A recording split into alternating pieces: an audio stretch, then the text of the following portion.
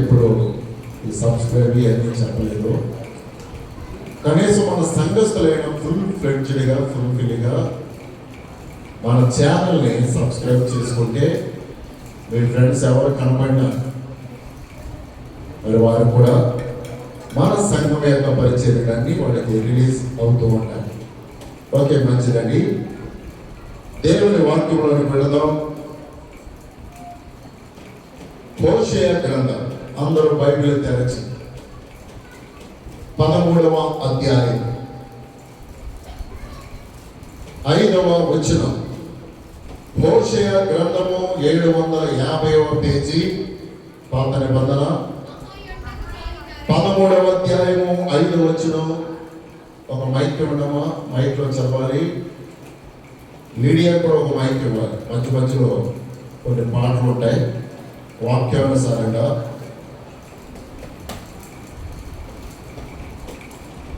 మహా ఎండకు కాలిన అరణ్యములో నిన్ను స్నేహించిన వాడను నేనే.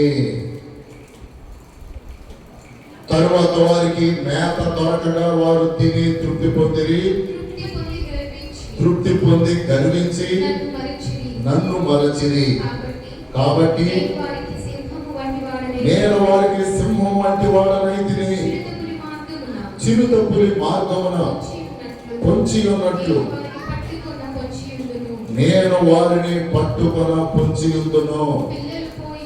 పిల్లలు పోయిన ఎలుగు బట్టి ఒకరి మీద పడునట్లు నేను వారి మీద పడి వారి రొమ్మును చీల్చివేయుదును.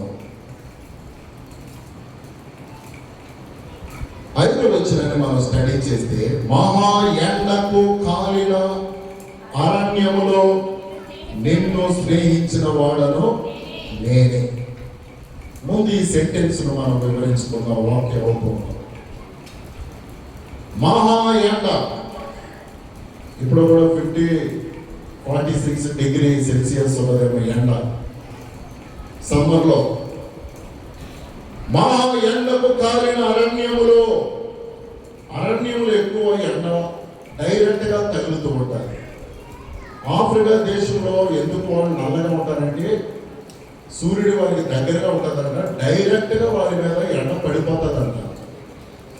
మనకైతే సముద్రాలు, కొండలు, పర్వతాలు వీటిని దాటుకొని రేడియేషన్ కొంచెం తక్కువ ఉంటుంది, అందుకని మనము కొంచెం వైట్ ఉంటాం. ఆఫ్రికా జాతి వారిని చూస్తే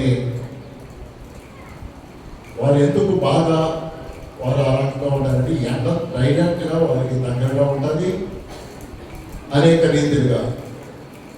మా ఎండకు కాలిన అరణ్యంలో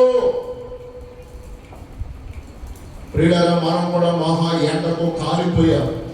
శ్రమలని ఎండలో, బాధలు అని ఎండలో, నష్టాలు, సైతాను శక్తులు, చీకటి శక్తులు, చేతబడి ప్రయోగాల చేత మహా ఎండకు అరణ్యంలో ఏ గూడు ఉండదు.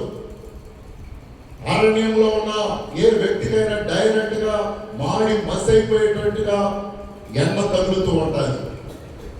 మూల మధ్య ఉంటే ఏ నీడకైనా వెళతాం, ఏ చెట్టు కిందకైనా వెళతాం ఎండ తగలకుండా. అరణ్యంలో ఉన్న వ్యక్తికి ఏ దాము చోటు ఉండదు. ఎండలో మాడిపోయిన వ్యక్తిగా మనుషులు ఉన్నారు ఈ దినాల్లో. అప్పులు అనే ఎండలు, వ్యాధులతో మహారణ్యంలో ఎండిపోయిన ఎండ తగిలిన వ్యక్తిగా ఉన్న ప్రజలు, నష్టాలు. అందుకని యేసు ప్రభు ప్రార్థన ఆశీర్వాదాలు మనం ఉండాలి ప్రియులారా. ఇవన్నీ తట్టుకోవాలంటే క్రీస్తు సిలువ చాటున నీడన మనము దాక్కోవాలి. ప్రభు లేకపోయినా, సిలువ లేకపోయినా ఎండనే శ్రమలు నీకు డైరెక్ట్ గా తగిలేస్తాయి, తట్టుకోలేవు. ప్రార్థన, ఆరాధన వాతావరణం విశ్వాసికి కావాలి. కొంచెం మనకు ఎండ తగలకుండా సైతానని ఎండ, చీకటి శక్తులని ఎండ, శ్రమలు, బాధలు, హింసలు, అవమానాలని ఎండలు తగలకుండా దేవుడు అడ్డుపడతాడు. మనకి ప్రార్థన ఉండాలి మనకు. మనకు మోకాళ్ళ ప్రార్థన, విశ్వాసము, శనివారము అనే ఒక గుర్తింపు. చాలా మంది విశ్వాసులు అన్ని డిసప్పాయింట్ అయిపోతున్నాయి, మాయమైపోతున్నాయి, ఆవిరైపోతున్నాయి. శనివారము, బుధవారములు, ఆదివారములు కూడా మహా ఉంటే రావటం, లేకపోతే ఇంటికాడ ఉండే వంట తినడం. అంత టేకిటీజీగా ఉండకూడదు ఈ కడవల దినాల్లో. ఎటు వచ్చి ఏది పొంచి ఉన్నదో, ఏ ఎండ, ఏ మరణము, ఏ కీడు కలుగుతాదో అని లోకస్తులకైతే తెలియవచ్చును, కానీ విశ్వాసులకు క్రీస్తు నీడకు మనం రావాలి. ప్రియులారా, క్రింద 2 వచనాలు ఇంకా ఉన్నాయి, వాటిని డీప్గా మనము రీఛార్జ్ చేయాలి. దాని మీద మన యొక్క మెడిటేషన్ ధ్యానం ఉన్నది. మహా ఎండకు కారిన అరణ్యములో అనే మాటను నేను పరమగీతంలో 1:6 మహా ఎండకు అనే దాని మీద 2 సెంటెన్స్ చెప్తాను. షోలమతి అంటుంది, నేను నల్లని దానిని నన్ను చిన్న చూపులు చూడకుడి. అమ్మా ఎవరు తీయట్లేదా?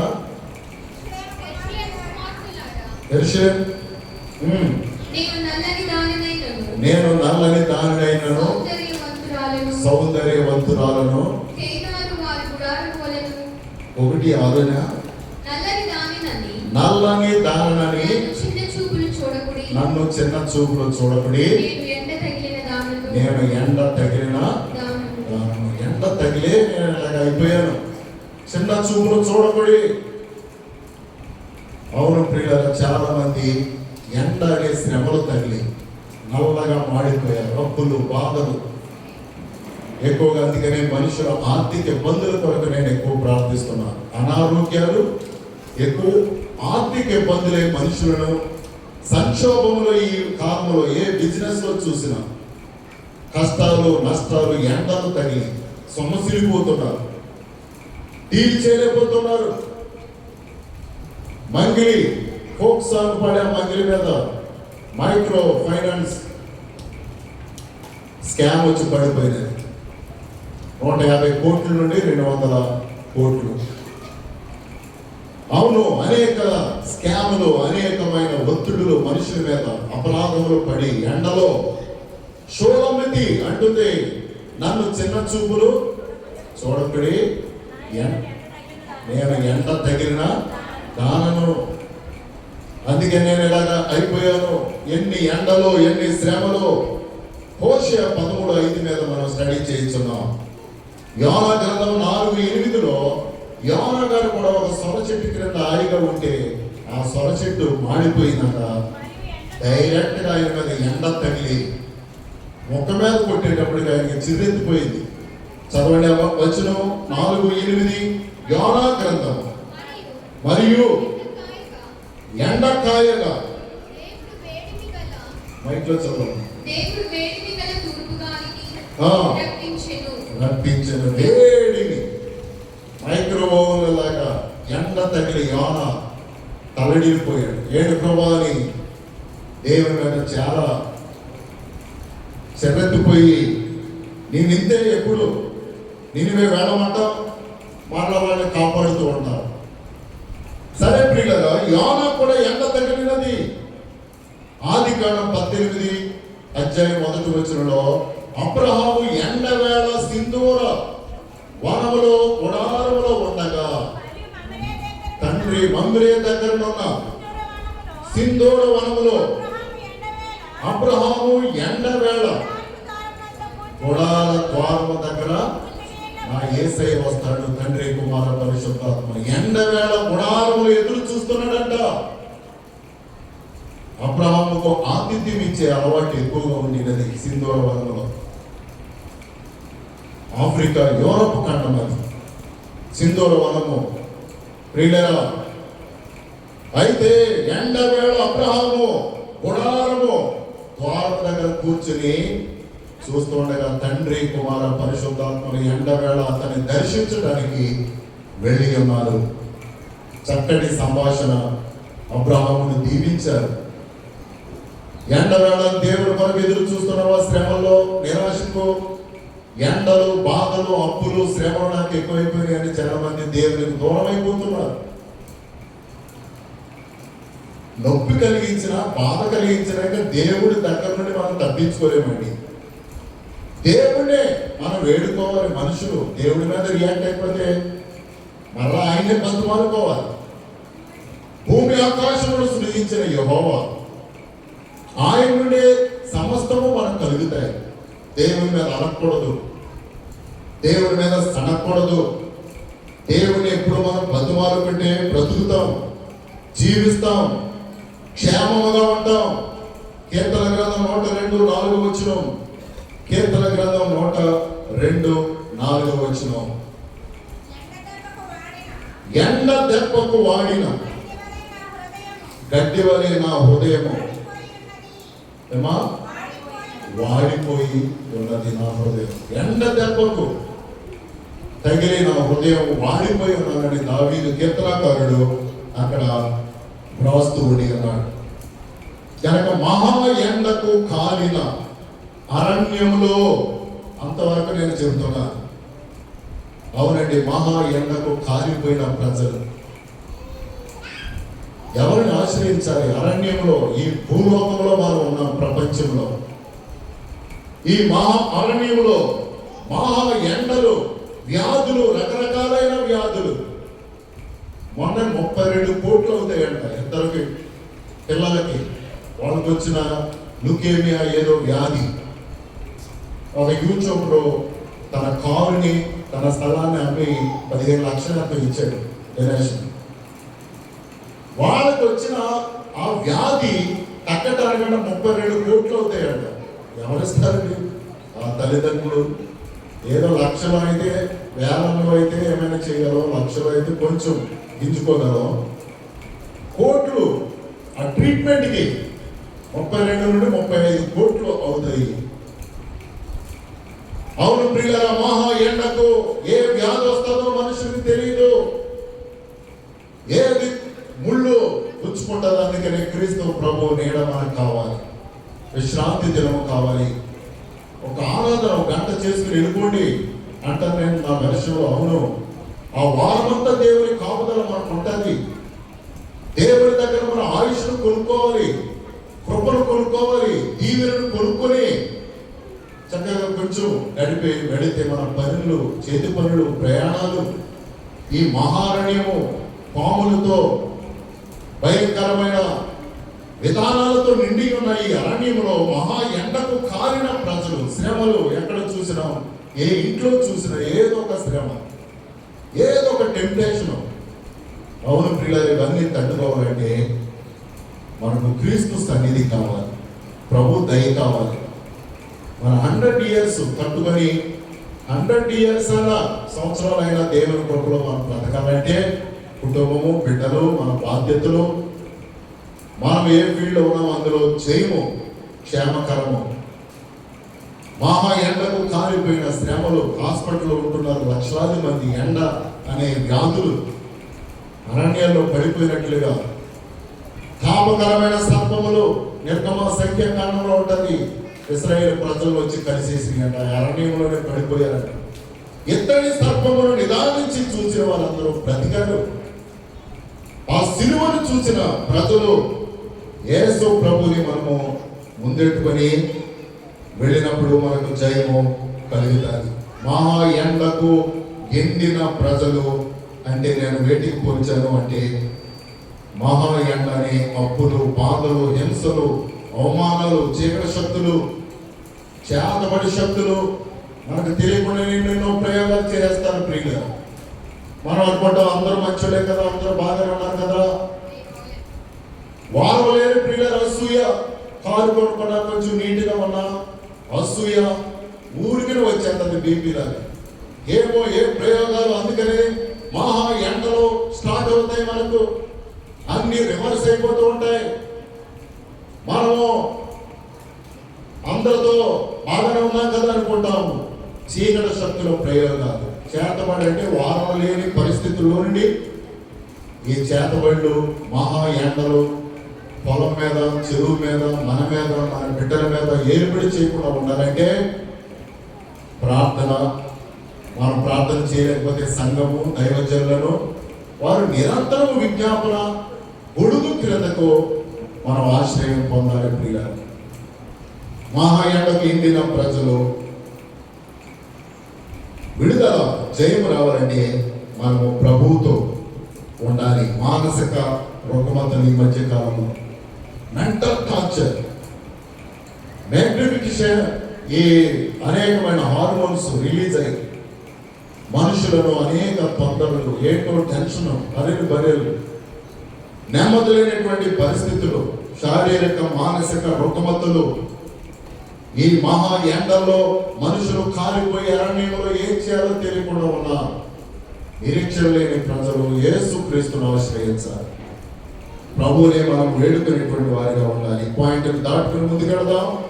మహా ఎండకు హోషేయ గ్రంథం మీ బైబిల్ తెరచి 13:5 వచనాన్ని మనం ధ్యానిస్తున్నాం. మహా ఎండకు కాలిన అరణ్యంలో నిన్ను స్నేహించిన వాడను నేనే. మంచి స్నేహితుడు యేసు ప్రభు. తన కుమారుని సహవాసములకు పిలువబడిన వాడు.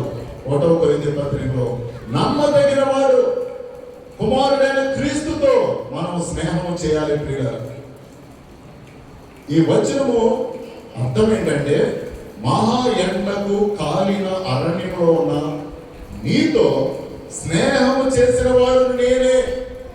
అరణ్యంలో కాలిపోయాడు, వాడి దగ్గరికి వెళ్ళకూడదు. ఇంకా వెళ్ళామంటే మనం కాలిపోతాం. అప్పులు ఉన్నవాడితో చెప్పులు ఉన్నవాడు వెనకాల పడకూడదంట. చెప్పులు ఉన్నవాడికి అప్పులు ఉన్నవాడితో వెనకాల వెళ్తాడు, మనకు కూడా ముళ్ళు విచ్చుకుపోతాయంట. అలాగే మహా ఎండకు కాలిన ఒక వ్యక్తితో, అప్పులతో బాధలతో ఉన్నవాడితో ఎవరు స్నేహం చేయరు. ఎందుకు వచ్చిందిరా బాధలు?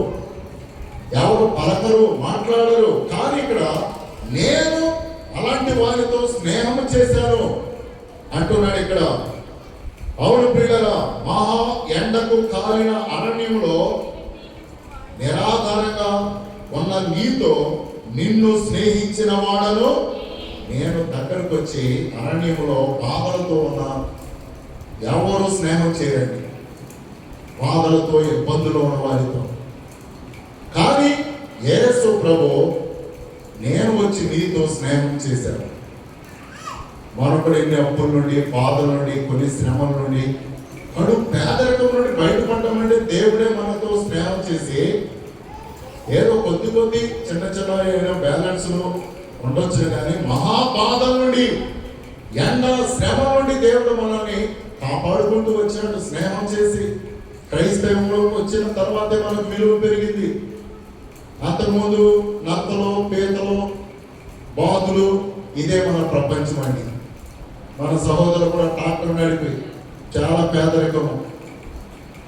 వీటినన్నింటి నుండి ఎందుకు మనం దాటుకొని వచ్చి ఒక మంచి పరిస్థితుల్లోనికి మన యేసుక్రీస్తు అంట మన దగ్గరకు వచ్చి స్నేహం చేశాడంట. లోకస్తులు, బంధువులు కూడా వదిలేశారేమో కానీ యేసుక్రీస్తు వచ్చి నీతో స్నేహం చేసినందువల్ల మనం బ్రతికాం. ఎలా నిలబడగలిగాం, తట్టుకోగలిగాం, ప్రియులారా, మనము జీవించగలుగుతున్నాం. నిన్ను స్నేహించిన వాడను నేనే. పాడుకోవడమా? యేసు క్రీస్తు కంటే ఈ లోకంలో మంచి స్నేహితుడు ఎవరు లేరండి. ఈ లోకంలో స్నేహాలు, ఫ్రెండ్షిప్ గురించి కొద్దిగా మనం స్టడీకి వెళ్తాం. నేను నిన్ను స్నేహించిన వాడు నేనే. ఎవరైనా ఉన్నారా, ఎచ్చటైనా ఉన్నారా, ఈనాటి స్నేహితుడు. ఎవరైనా ఉన్నారా, ఎచ్చటైనా ఉన్నారా, ఈనాటి స్నేహితుడు. నా యేసయ్య లాంటి మంచి స్నేహితుడు, ప్రేమించి ప్రాణం పెట్టిన గొప్ప స్నేహితుడు. నా యేసయ్య లాంటి మంచి స్నేహితుడు, ప్రేమించి ప్రాణం పెట్టిన గొప్ప స్నేహితుడు. ఎవరైనా ఉన్నారా,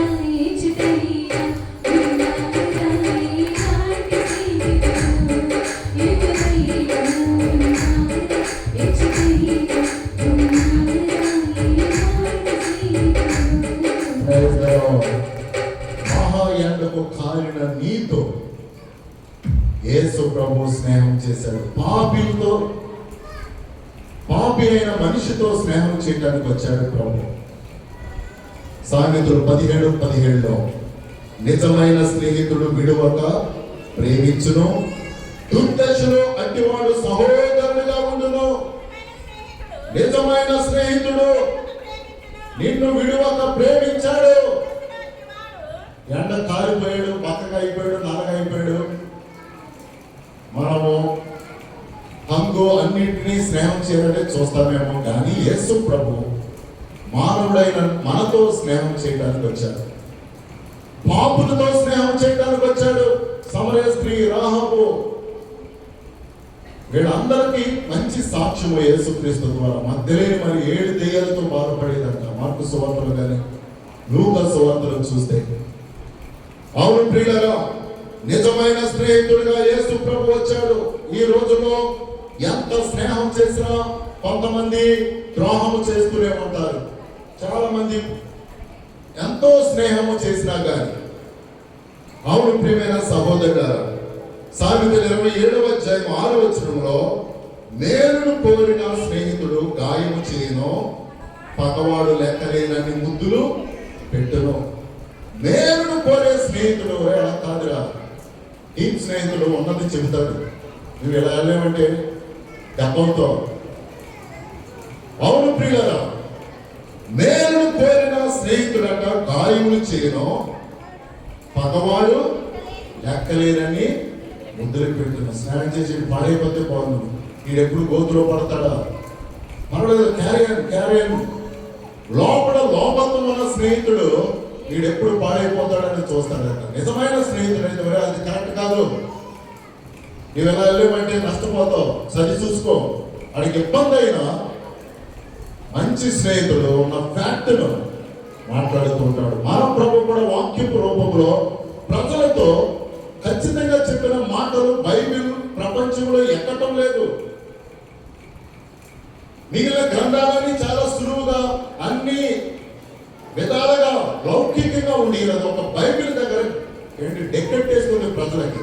అబ్బో ఎలాగైతే అలాగండి, ఇది ఖచ్చితమైనది పరలోకములకు తీసుకుని వెళ్ళే పదాలు, వాక్యములు, దైవావేశంతో రాయబడిన గ్రంథము కనుక నిజమైన స్నేహితుడు బైబిల్, నిజమైన స్నేహితుడు యేసు ప్రభు, నిజమైన స్నేహితుడు నీ దైవజనుడు, నీ సంఘం, నిన్ను ప్రేమించే విశ్వాసులు.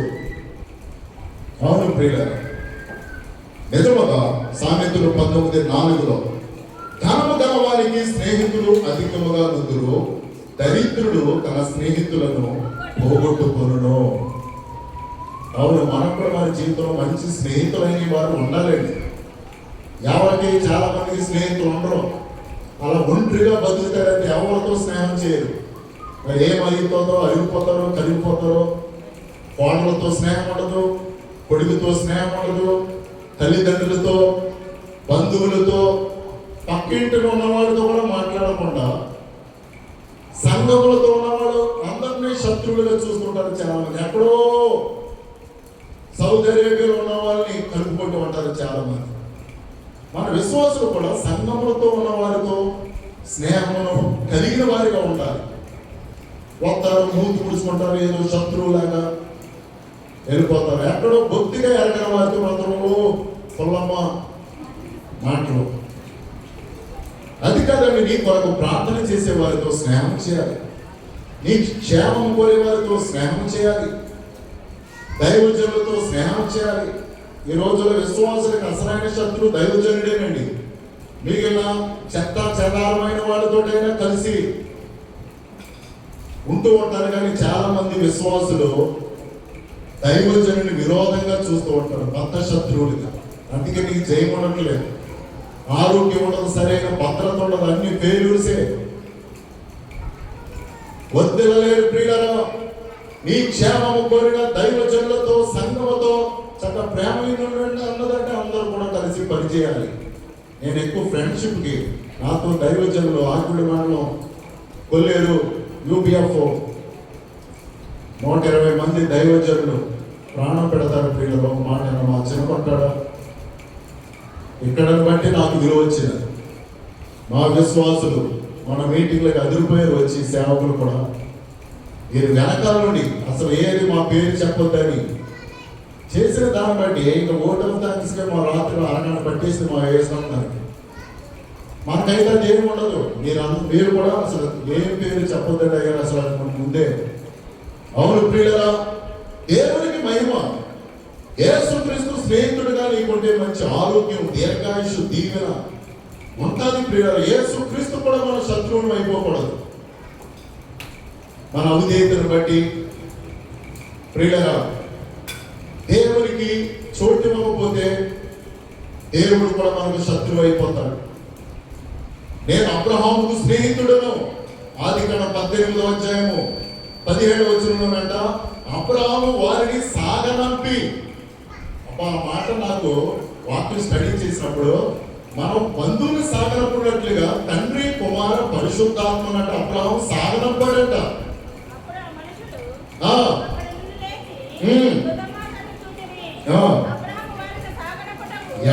అబ్రహాము వారిని ఎవరిని?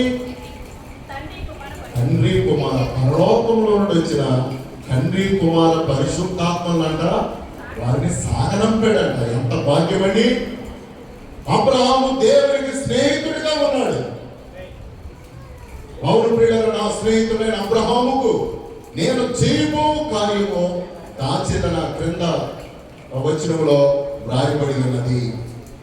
అవును, అబ్రహాము దేవునికి స్నేహితుడు. నిర్గమకాండము 32వ అధ్యాయంలో కూడా మోషేతో నేను ముఖాముఖిగా మాట్లాడేదను. నా స్నేహితుడైన మోషే అని సంఖ్యాకాండంలో నిర్గమకాండంలో దేవుడు మాట్లాడుతూ ఉన్నాడు. నీవు దేవునికే స్నేహితుడిగా ఉంటే ప్రపంచంలోని అంత గొప్పవాడువు, ఆత్మీయ బిడ్డవు ప్రియులరా ఉండరండి. దేవుని దృష్టిలో మనం పడాలి. దేవుడు మనకు స్నేహితుడిగా ఉండాలి. మనము కూడా దేవునికి మోషే, నా స్నేహితుడైన మోషే అంటున్నాడు దేవుడు. మై డియర్ ఫ్రెండ్, నా స్నేహితుడైన అబ్రహాము, నా ప్రియుడైన దావీదు. మనం అంత ఆత్మీయ మెట్టుకు మనం కూడా వెళ్ళాలి.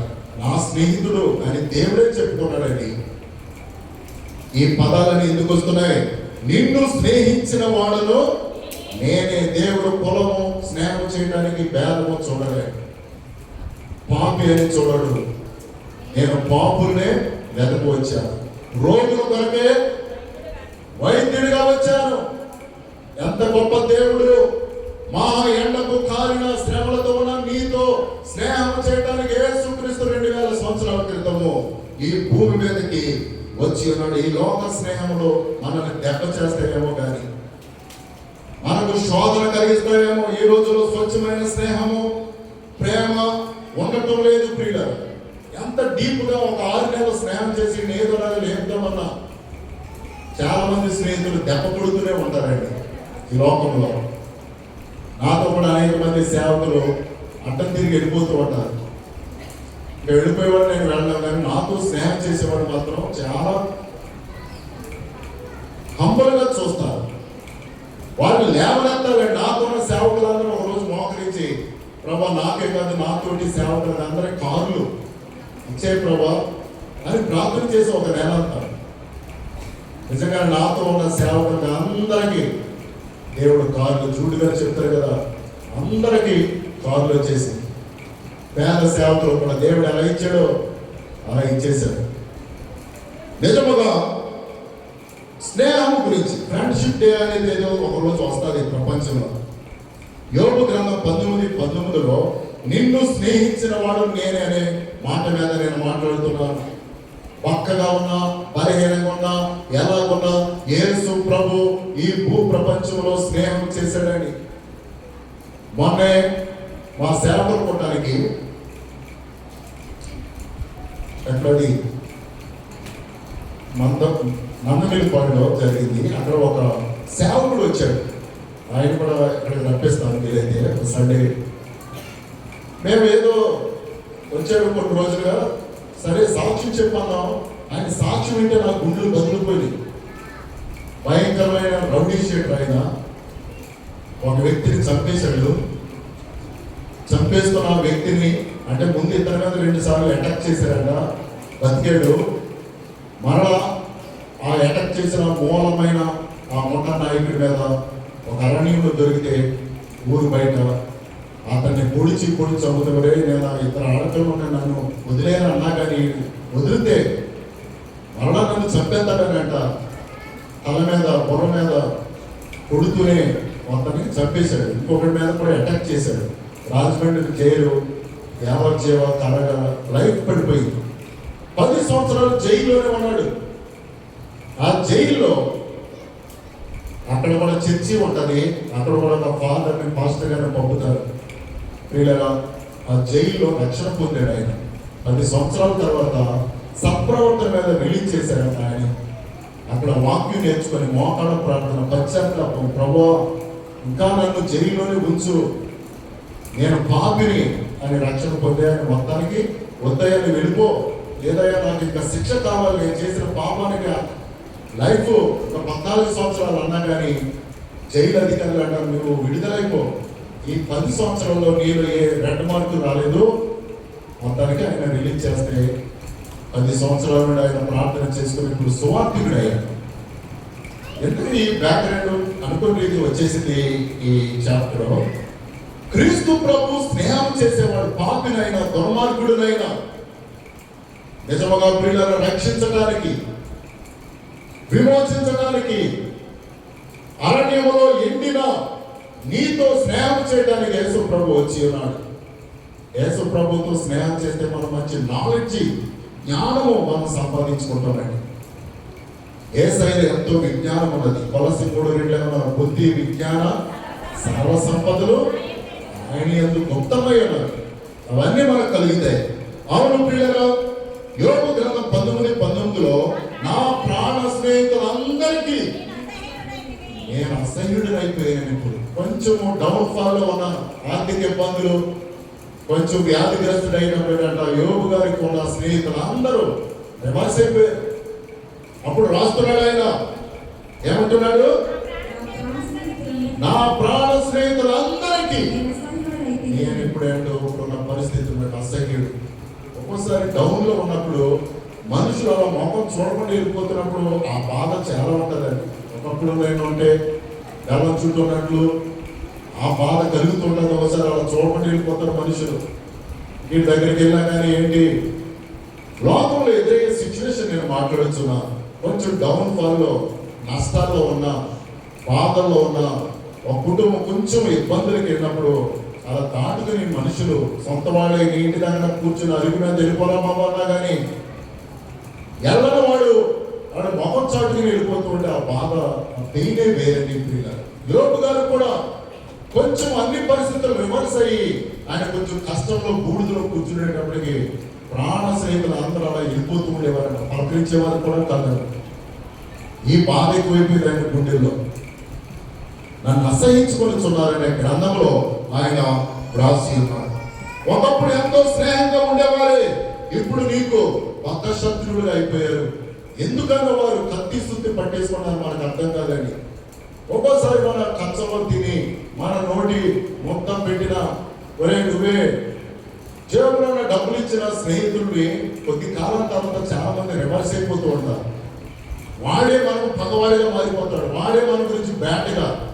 అసలు సిచ్యువేషన్ నేను ఎంత ప్రేమించాను, ఎంత స్నేహము, ఎంత ఖర్చు పెట్టాను అర్థం కాదండి. ఒక్కోసారి అది ఒక దురాత్మ చీకటి మన మీద ఏలుబడి చేస్తూ ఉంటారు. నిజముగా స్నేహించిన వాడు యేసు ప్రభువారు. నీ జీవితంలో అనేక మంది స్నేహితులు వస్తూ ఉంటారు, పోతూ ఉంటారు. ప్రియులారా, నిలకడగా ఉండేది ఒరిజినల్ స్నేహితులు మాత్రమే. చాలా మంది వస్తూ ఉంటారు నీ జీవితంలో, వెళ్ళిపోతూ ఉంటారు. అనేక మంది స్నేహితులు వెన్నుపోటు పొడుస్తూ ఉంటారు. నీ ద్వారా మేలు పొందిన వారే అనేక మంది నేను గాయపరుస్తూ ఉంటారు. స్నేహితులు ఎక్కువ బ్యాట్ చేసిన వాడే. నిజముగా ప్రియులారా, ఒక్కోసారి మనకు అర్థం కాదు. అందుకని క్రీస్తు ప్రభు కంటే మించిన స్నేహితుడి లోకంలో లేరు. ఫస్ట్ ఆప్షనల్ ఆయనే మనకు. తర్వాత ఈ లోకంలో జీవించాలి కనుక కంపల్సరీ ఫ్రెండ్షిప్ ఉండాలి. బండి మీద నేను ఏదో సేవలకు ఫోన్ చేస్తాను, ఒంటరిగా వెళ్తానికి ఇష్టపడను. టీ తాగిన ఆత్మీయుడు వెళ్ళినా కొంచెం టిఫిన్ చేయాలనిపించిన దీవరాజు గారితో సరిహద్దుల్లో ఉన్న వారికి ఒంటరిగా చేయడానికి నాకు ఇష్టం ఉండదండి. బండి మీద వెళ్ళినా లేదా కారు మీద నాలుగురిని అదొక కృపగా చేయాలి. మనం భూమి మీద ఉన్నంత వరకు ఫ్రెండ్షిప్ చాలా అద్భుతమైనది. మనకు ఫ్రెండ్షిప్ చేసినంత వాళ్ళు ఇబ్బందులు అవుతున్నాయి అని దాన్ని కోల్పోకూడదు. మన జీవితకాలంలో ఉండాలి చేదోడు వాదుడుగా. నిజముగా ఈ లోకంలో స్నేహము 5 సంవత్సరాలు ఉంటూ ఉంటుంది, 10 సంవత్సరాలు ఉంటూ ఉంటుంది, తర్వాత కంపల్సరీ రివర్స్ అయిపోతూ ఉంటారు. కొంతమంది పాతకాలంలో అయితే స్నేహము జీవితకాలం ఉండేది. ఫ్రెండ్షిప్ పాతకాలం మన పెద్దవాడు కాలం అరి మీద కూర్చొని. ఈ రోజుల్లో అయితే 5 నిమిషాలు కూడా ఉండట్ల ఫ్రెండ్షిప్. ఒక రోజు చేస్తున్నారు, 2వ రోజు ఎందుకు అలిగితుండో తెలియదు, ఎందుకు మానేస్తారో తెలియదు. స్నేహము తాత్కాలికం అయిపోయినది. పూర్వకాలం అయితే ఒక స్నేహితులు ఉన్నారంటే అలా ఉండిపోయేవారు. చెప్పుకునే ఇతను ఫ్రెండ్ ఎవరంటే పూర్వకాలం అండి, ఇప్పుడు కూడా కొద్దిమంది ఉన్నారంటే ఒక 5-10 ఇయర్సే ఉంటుందండి. చెప్పాలంటే నాతో కూడా సేవకులు ఒక 5-10 ఇయర్స్ తర్వాత కొంతమంది రివర్స్ అయిపోతూ ఉంటారు. నా వరకు అయితే నేను ఏ లోపం చేయను, కానీ వాళ్ళు ఏదో ఆస్పెక్ట్లో ఏదో అనుకునే రీతిలో నా వల్ల అయితే స్నేహితుడికి హాని చేయడానికి చిన్న నష్టం కలిగించడానికి కూడా చూడను. కానీ లోపము జీవితకాలం ఉండే ఫ్రెండ్షిప్ను కోరుకోదు. కానీ దేవుని ప్రేమతో మనం ఉండాలి. నన్ను కూడా వదిలి చాలా మంది వెళ్ళిపోతూ ఉంటారు. యేసుక్రీస్తును కూడా విడిచి వెళ్ళిపోయారు చాలా మంది. యేసు ప్రభు ముందు 120 మంది శిష్యులను చేసుకున్నాడు, తర్వాత 70 మంది, తర్వాత 12 మంది మిగిలేరు యేసు ప్రభుతో. యేసు ప్రభు ఎవరు లోపం కలిగిన వాడంటే 120 మందిని పకడ్బందీగా సూచించేసుకున్నాడు ఆయన. ఈ 120 మంది నాకు మొత్తం పాత ఉంటారులే సరిపోతుంది శిష్యులుగా అన్నారు. కానీ 120 మందిలో 70 మంది మిగిలారు. అలా 70 మందిలో కూడా వెళ్ళిపోయారు. 12 మంది యేసుక్రీస్తు ఎంత వారి కొరకు ప్రాణం పెట్టిన ప్రియులారా, మనం యేసు ప్రభు పాద సన్నిధితో మనం స్నేహం చేసేటువంటి వారిగా మనం ఉండాలి. నిజంగా అప్పుడున్న స్నేహితులు ఇప్పుడు లేరేమో నీకు. ఇప్పుడున్న స్నేహితులు కొత్త వారే, అప్పుడున్న వాళ్ళు లేరేమో నీతో. ఒకసారి జీవితం చూసుకుంటే అవును, ఒకప్పుడు మనతో ఉన్న స్నేహితులు ఇప్పుడు ఒరే బాధ కలుగుతూ ఉంటారు. వాడు నాతో ఉండేవాడు, ఎక్కడికైనా ఉండేవాడు, ఇప్పుడు లేడు. కొత్త స్నేహము అటాచ్మెంట్ అవుతూ ఉంటారు. ఇప్పుడున్న స్నేహితులు అప్పుడు లేరు, అప్పుడున్న స్నేహితులు ఇప్పుడు ఉండరు. ఇది జీవిత సత్యం. ఎంత మనము క్లోజ్గా ఉన్నా, ఎంత ఈ స్పీడ్ యుగంలో మనిషి టెంపరీగా మారిపోయాడు. మైండ్ సెట్ ఫిక్స్డ్గా ఉండటం అనేది ఉండదు. లోకం గురించి నేను మాట్లాడుతున్నాను. కనుక ప్రియులరా, యేసుక్రీస్తు మనం మేలు కోరుచు ప్రార్థన చేసే సహవాసంతో మనం స్నేహం కలిగినటువంటి వారిగా మనం ఉంటే జీవితకాలము మనకు మేలు కలుగుతాయి. తేలుతో పాముతో ఎట్టి పరిస్థితుల్లో స్నేహం చేయకూడదు. తేలితో ఎంత ప్రేమించినది పుడుతూనే ఉంటుంది, పాముతో ఎంత స్నేహం చేసినది కాటు వేస్తూనే ఉంటుంది. లోక స్నేహములతో కూడా మనం బ్యాలెన్సింగ్ కలిగిన వారిగా ఉండాలి. ఎక్కువ స్నేహితుడే గాయపరుస్తాడు. లోకంలో ఎక్కువగా స్నేహితుడు మనం అన్ని నమ్మిన వాడే అగాత్యం చేస్తూ ఉంటారు. ద్రోహం చేసే స్నేహం కూడా ఈ లోకంలో ఉండేది. యేసుక్రీస్తుతో మనం స్నేహం చేయాలి. ఆయన కూడా మనతో స్నేహం చేసేవాడిగా ఉంటాడు. ఫిలిప్పీ 2:6-7 మనిషి కుమారునిగా పుట్టి దాసుని స్వరూపము ధరించుకొని తన్ను తానే రిక్తులుగా చేసుకుని మన మందికి వచ్చాడంటే యేసయ్య దేవాది దేవుడైన ఈ మానవాడితో స్నేహం చేయడానికి యేసుక్రీస్తు లోకంలోనికి వచ్చి ఉన్నాడు. యోహాను సువార్త 15:13 తన స్నేహితుల కొరకు తన ప్రాణం పెట్టువారి కంటే ఎక్కువైన ప్రేమ గలవాడు ఎవడను లేడు. తన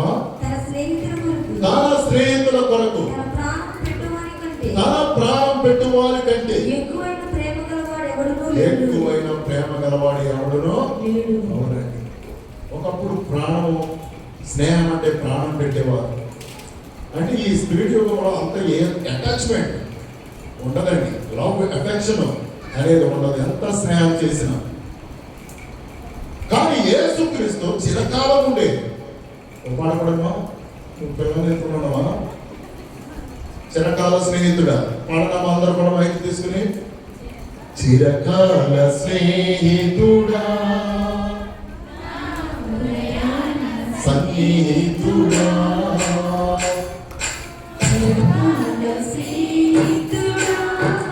పడండి. సన్నిహితుడా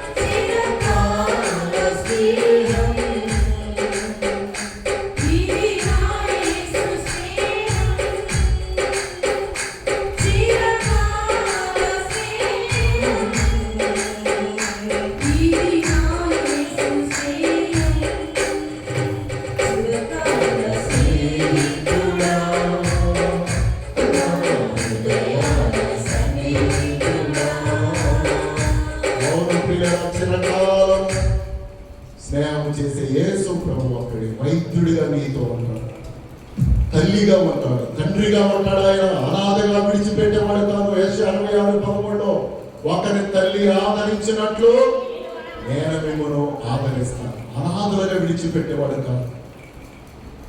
ఆయన బ్యాలెన్సింగ్ చూసుకునేవాడు కాదు, నిస్వార్థముగా. ఇర్మియా గ్రంథంలో ఏమున్నది? శాశ్వతమైన ప్రేమతో నేను నిన్ను, శాశ్వత కాలం, ఎటర్నల్, కొద్ది కాలం స్నేహం చేసి మనల్ని వదిలేసేవాడు కాదు. ఈ లోక స్నేహంలో కొద్ది కాలం నుండి కొద్ది కాలము తర్వాత విడిచిపెడతారేమో, వదిలేస్తారేమో, చిరకాలం ఉండరేమో. కానీ యేసుక్రీస్తు నిజమైన దేవుడు మన కొరకు ప్రాణం పెట్టినవాడు. ఇర్మియా 31:3 శాశ్వతమైన ప్రేమతో నేను నిన్ను ప్రేమించుచున్నాను. దావీదు నా హృదయానుసారుడు అని అపోస్తల కార్యంలో చెప్పి అన్నాడు. దావీదు నా హృదయానుసారుడు, నేను స్నేహించిన వాడు. దేవుడు కూడా కొద్ది మందితో స్నేహం చేశాడు భూమి మీద. నీతో కూడా చేయాలి ప్రియులారా. బలహీనుడితో దేవుడు స్నేహం చేస్తే నువ్వు బలవంతుడు అవుతావు, శక్తివంతుడు అవుతావు, గెలుపు పొందుతావు, జయం పొందుతావు, సక్సెస్ అవు, గొప్ప ఆశీర్వాదకరమైన వ్యక్తిగా మారుతావు. 12 అబ్రహాం ఏమి అన్ని వదిలేసి వచ్చేసాడు. నేను చూపించిన దేశములకు వెళ్ళు. వ్యక్తి హస్తాలతో వచ్చిన ఆయన్ని 318 మంది పనివారిగా చేశాడు. పనివాళ్ళే ఎంతమంది అంట? 318 మంది పనివారు కలిగిన వాడుగా, యజమానుడిగా. ఎవరి స్నేహము? దేవాది దేవుడితో మనం స్నేహం చేయాలి. మన ఏం పడ్డది? ఈ స్థితి మారిపోతుంది అన్న పాట. ఏమైనా చేయగలవు, కథ మొత్తం మార్చగలవు, నీ నామముకే మహిమంతా తెచ్చుకొనియు. ఏమైనా చేయగలవు, కథ మొత్తం మార్చగలవు, నీ నామముకే మహిమంతా తెచ్చుకొనియు. యేసయ్యా, యేసయ్యా, నీకే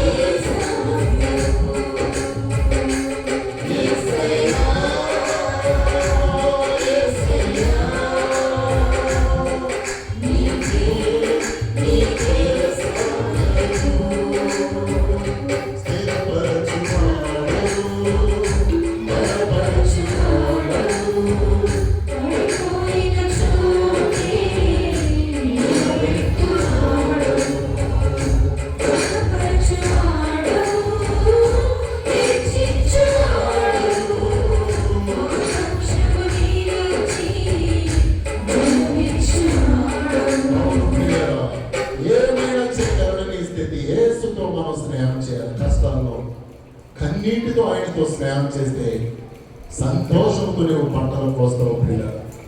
మన ప్రభు మాత్రం ఈ మంచి స్నేహితుడు అన్యాయం చేయడు.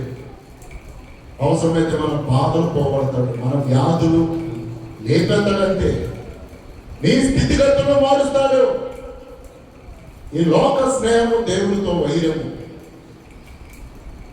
కానీ యేసుక్రీస్తుతో ప్రతి విశ్వాసి చక్కటి స్నేహం కలిగిన వారు. మహా ఎండకి ఎండిపోయిన ఇప్పటికే బాధలు, ఎన్ని బాధలు తట్టుకొని నిలిచేవాడి అది దేవుని కృపయే. మా ఎండకు కాలిన అరణ్యంలో ఉన్న నీతో నేను వచ్చి స్నేహము చేశాను. అందుకే మనం బ్రతికం బయట బ్రతికి పట్ట కట్టగలిగే ప్రియులు. యేసు ప్రభు మనకు దొరికినందువల్లే మన పరిస్థితులు మారినవి, లేకపోతే ఏమైపోయేవాళ్ళము. క్రైస్తవులుగా చెరపట్టాలో మొట్టమొదటి సంఘము చర్చిగా నాన్నగారి కాలము, సంసోలు గారి కాలము.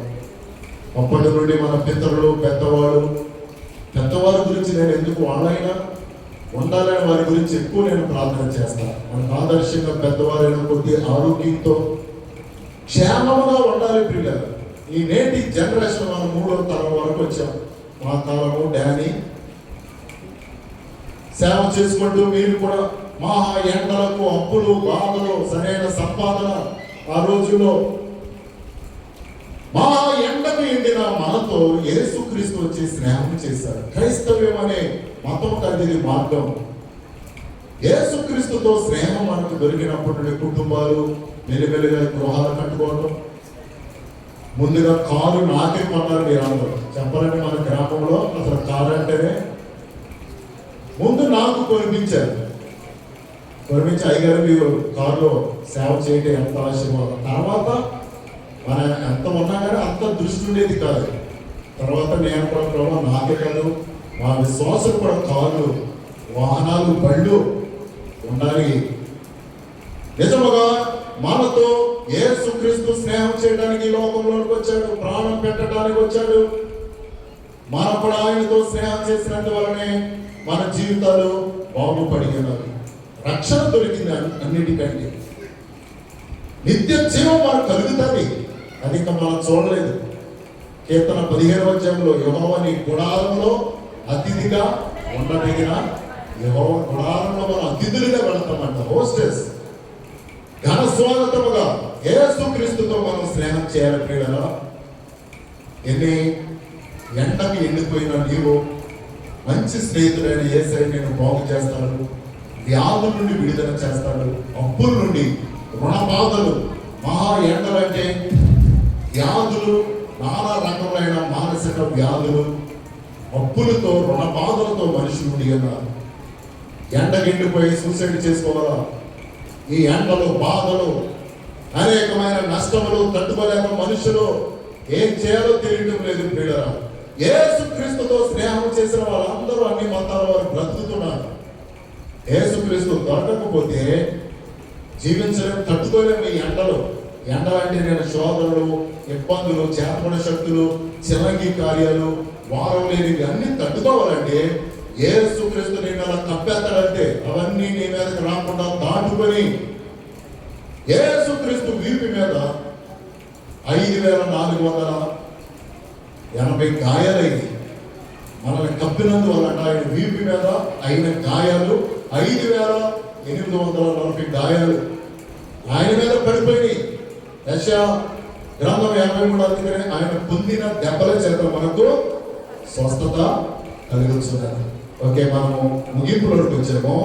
మహా ఎండకు కాలిన అరణ్యంలో ఉన్న నీతో నిన్ను స్నేహించిన వాడను నేనే. మన పిల్లలు కూడా యేసు ప్రభువుతో మోకాళ్ళ మీద సండే స్కూల్ కూడా పంపాలండి. మన పిల్లలు కూడా యేసు ప్రభుతో స్నేహం చేస్తే మంచి జ్ఞానం కలిగిన వారు అవుతారు. మంచి memory power, IQ power.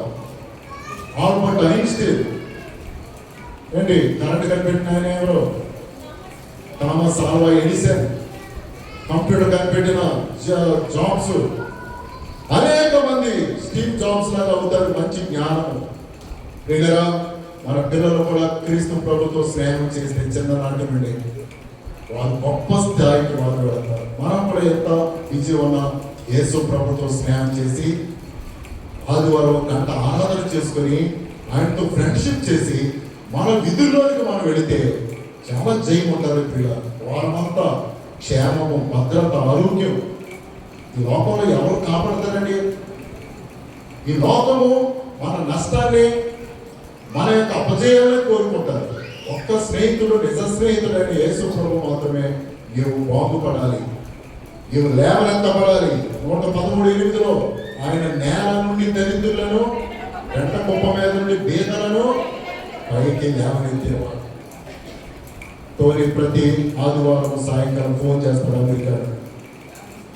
America యుద్ధం ఎలా ఉన్నది వాతావరణం, ఇజ్రాయెల్ ఇరాన్ యుద్ధము అంటే ఇక్కడైతే ఏమీ లేదు కానీ అంతా బాగా ఉన్నది. గ్రాడ్యుయేషన్ కూడా అయిపోయింది దేవుని కృప వల్ల. మరి ఇప్పుడు జాబ్ గురించి చూస్తూ ఉండి అన్నాడు కనుక ఆ రూము పెద్ద హౌస్ తీసుకున్నాడు. ఆ హౌసే 12 లక్షల సంవత్సరానికి. అందులో 4-5 ఉంటున్నారు. వాళ్ళందరికీ లీడర్ టోనీ అని అంట. వాళ్ళందరికీ ఈ గ్రాసరీ అన్నీ కూడా మేనేజ్మెంట్ హౌస్ని తీసుకొని అందులో ఉన్న వాళ్ళందరూ జాబ్కి, ప్రైవేట్ జాబ్కి వెళుతూ ఉన్నారు. నిజముగా టోనీ ఆ అమెరికా అంత స్థాయికి వెళ్ళాడంటే మీ అందరి ప్రార్థన. దేవుడితో స్నేహం చేస్తే మన బిడ్డలు కూడా గొప్పవారు అవుతారు ప్రియులు, గొప్ప జ్ఞానవంతులు. వాళ్ళు కాళ్ళ మీద వాళ్ళు నిలబడితే చాలు. మనం ఏదో వాళ్ళు మనకి పెట్టాలని కాదు, మనం ఒక స్థాయి సొసైటీలో ఒక మంచి రీతిగా మన బిడ్డలు యేసు ప్రభుతో సండే నువ్వు ఆరాధనకు వెళ్ళి పరిచర్య చేయి, బాతులైన కడుగు. ఎప్పుడు నేను అంటాను, ఏ పని అయినా యూత్గా నుంచి సేవకుడితో దేవుడితో స్నేహం చేస్తే నువ్వు గొప్పవారు అవుతావు. మంచి జాబు స్టార్టింగ్లోనే ఒక 5 లక్షల జాబ్ పడింది అనుకోండి, ఇంకా మా పంట పడినట్టే, ఇంకా తిరిగలేదు మాకు. దేవుడితో స్నేహం చేస్తే హై లెవెల్లో నేను పెడతాడు దేవుడు. సక్సెస్ పదంలో మన బిడ్డలు కూడా, యవనస్తులు కూడా దేవుడితో స్నేహం చేయాలి. డ్రైవింగ్ చేయించున్నాం, వ్యాయామం నడుపుతున్నాం, అవును ఆరాధనకు వచ్చి 1 గంట దేవునితో ఆరాధన చేసుకుని వెళ్ళిపోవాలి. ఓకే అండి, ఇంకా చాలా స్టడీ ఉన్నది. నేను టైం అయిపోయింది కనుక పూజిస్తున్నాను. దేవుడి వాక్యాన్ని దీవించును గాక. మేము కళ్ళు మూసుకొని అందరూ కూడా ప్రార్థన చేస్తాం. వేసవి కాలం కనుక ఎక్కువ టైం నేను ఉంచదవలసలేదు.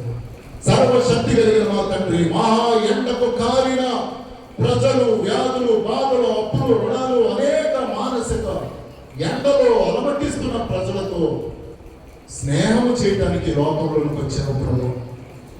కానీ కొద్దిమంది నీవు మాకొద్దు, నీతో మేము స్నేహం చేయము అంటూ ప్రజలు, అనేక మనుషులు నీతో స్నేహం చేయడానికి ఇష్టపడట్లా. మా దేవి దేవతలు, మా కుల దేవతలు ఎన్నో ఉన్నాయి కనుక నీవు ఎక్కడ నుండి, అమెరికా నుండి, ఇజ్రాయెల్ నుండి వచ్చిన దేవుడు నీతో మేము స్నేహం చేయమని అనుకున్న ప్రజలు భూముల్లోనే ఉంటున్నారు ప్రభు. నీతో స్నేహం చేసిన వారు రక్షింపబడతారు. నిజంగా నీవు మాకు దొరకకపోతే మేము ఎలా ఉండేవో, మా భౌగోళిక పరిస్థితులు ఒకప్పుడు 30-40 సంవత్సరాల క్రితము మా ఆర్థిక వ్యవస్థ కూలివారిగానే ఉండేవాళ్ళము నాయన. వాహనాలంటే అసలు ఎరగని వారము, కరెంట్ అంటే ఎరగని వారము, తిండి పరిస్థితులు ఎలా ఉండేవో ఊహించుకుంటేనే నాయన. మా ఎండకి ఎండిన మా పితరులు, భక్తులు, బాధలు నాయన ఎంతో బానిసత్వంలో మాతో స్నేహం చేయడానికి వచ్చిన యేసు ప్రభు, మా పెద్దవాళ్ళ ద్వారా క్రైస్తవ్యం మాకు దొరికింది. ప్రార్థన మందిరము గొప్పగా మేము కట్టుకుని నిన్ను ఆరాధించే కృప, మాతో స్నేహము నీవు చేసినప్పటి నుండే మా పరిస్థితులు మారి ఉన్నవి ప్రభు. నీవే దీవించు, కలకాలము నీతో స్నేహం చేసే బిడ్డలుగా మమ్మల్ని చేయండి. నీతో స్నేహం చేస్తే మాకు దీర్ఘాయుష్యం ఇస్తాం, ఆరోగ్యం ఇస్తాం, నీ కోరికలు సిద్ధింపజేసి నీ ఆలోచన యావత్తు సఫలం చేస్తానన్నావు. కీర్తన 36:2 యెహోవాను బట్టి సంతోషించము, ఆయన నీ హృదయ వాంఛలను తీర్చునన్నావు. మా హృదయాలు ఇంకా కొన్ని టార్గెట్లు ఉన్నాయి నాయన, అన్ని హృదయ వాంఛలన్నీ తీర్చబడాలి. యవనస్తులకి వివాహాలు అవ్వాలి, గర్భఫలాలు ఇవ్వండి, గృహాలు లేని వారి గృహాలు ఇవ్వండి. ఇంకా మా సంఘ బిడ్డలను ఉన్నత స్థాయికి నడిపించండి. వారు అనుకున్నవన్నీ నెరవేరాలి. చెరువులు, చేతి పనులు దీవించబడాలి, వ్యాపారములు. మా పెద్దవారు కూడా ఆరోగ్యంగా దీర్ఘాయుష్మంతులుగా చేయండి నాయన. స్టూడెంట్స్ కాపాడు, విద్యార్థులు యవనస్తుల పట్ల గొప్ప కార్యం చేయండి. మహా ఎండకు యవనస్తులు కూడా డిప్రెషన్ గురి కానివద్దు. వారు కూడా అద్భుత కార్యాలు జరగాలి. 126వ కీర్తన 2వ వచనం, మీ నోటి నిండా నవ్వు కలుగు చేస్తాను, మీ నాలుక ఆనందగానము చేయనన్నావు ప్రభు. ప్రతి ఒక్కరికి నోటి నిండా ఆనందగానము, సంతోషం ఇవ్వండి, సక్సెస్ ఇవ్వండి. వారంలోనే మీ బిడ్డలు అనుకున్న కార్యాలు నెరవేర్చబడాలి. వ్యాధుల్ని దూరం చేయండి నాయన, అప్పుల్ని దూరం చేయండి. యేసు నామములో ప్రతి చీకటి శక్తులు, చేతబడి శక్తులు, మంత్ర శక్తులు, నష్టాల ద్వారా మహా ఎండకి ఎండిపోయినారు ప్రభు. ప్రజలు లేవనెత్తండి, రుణమనే కాళ్ళని వెనకొట్టండి, అభివృద్ధిని ఇవ్వండి నాయన. నూనెతో నా తలంటి నా గిన్నె నిండి పొరులుచున్నది అన్నట్లు ఎప్పుడు గిన్నె నిండినట్లుగా చేయండి నాయన. మంచి ఉద్యోగాలు ఇవ్వండి యవనస్తులకు, వాళ్ళ కాళ్ళ మీద వారు నిలబడే గొప్ప కృపను అనుగ్రహించు. చిన్నవారి మొదలుకొని ఏ వ్యాధులు ఉన్నా, ఏ మానసిక ఇబ్బందులు ఉన్నా ఏ సునామలో వాటిని బంధిస్తున్నాము నాయన. ఏ ఎండ తగలటానికి వీలేదు, వడదెబ్బ తగలటానికి వీలేదు. యోనాకి ఎండ దెబ్బ తగిలి ఉన్నది, నీ మీద ఎంతో అరిగిపోయినాడు. మరలా అతనికి నీడనిచ్చావు కదా ప్రభు. నేను ఎండ తగిలిన దానిలో చిన్న చూపులు చూడకూడని షోలమతి మాట్లాడుచున్నది. నాయన ఎన్నో శ్రమలతో నన్ను బిడ్డలు లేవనెత్తండి, త్వరగా విమోచించండి, చేతి పనులను దీవించుమని యేసుక్రీస్తు శక్తి కలిగిన నామములో, నిజ స్నేహితుడైన యేసుక్రీస్తు నామములో ప్రార్థించి పొందుకొని వేడుకొనుచున్నాం తండ్రి. ఆమేన్. మంచిదండి.